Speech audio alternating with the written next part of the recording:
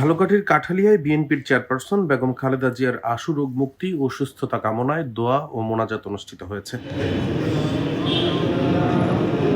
Amua union বিএনপির উদ্যোগে মঙ্গলবার বিকেলে আমুয়া বন্দর জামি মসজিদে দোয়া ও মোনাজাত অনুষ্ঠিত হয়। এতে প্রধান অতিথি ছিলেন ঝালকাঠি ১ আসনে বিএনপির মনোনয়ন প্রত্যাশী গোলাম আজম সৈকত। ইউনিয়ন বিএনপির সাবেক সভাপতি মোহাম্মদ মজিবুল হক পান্না গোলদারের সভাপতিত্বে এ সময় উপস্থিত ছিলেন আমুয়া ইউনিয়ন বিএনপি নেতা ফজলে খোদা সুমন খলিফা, কাঠালিয়া যুবদলের সাবেক সাংগঠনিক সম্পাদক রেজাউল করিম, মালয়েশিয়া স্বেচ্ছাসেবক দলের সিনিয়র সহসভাপতি গোলাম কবির, কাঠালিয়া উপজেলা কৃষক দল সভাপতি মালেক তালুকদার, কাঠালিয়া উপজেলা শ্রমিক দলের সভাপতি জাকির হোসেন পান্না মুন্সি ছাড়াও স্থানীয় বিএনপি ও অঙ্গ সংগঠনের নেতা ছাড়াও বিভিন্ন শ্রেণী পেশার লোকজন দোয়া ও মোনাজাতে অংশগ্রহণ করে। এ সময় বেগম খালেদা জিয়ার সুস্থতা ও দেশের শান্তি কল্যাণ কামনা করে দোয়া করা হয়।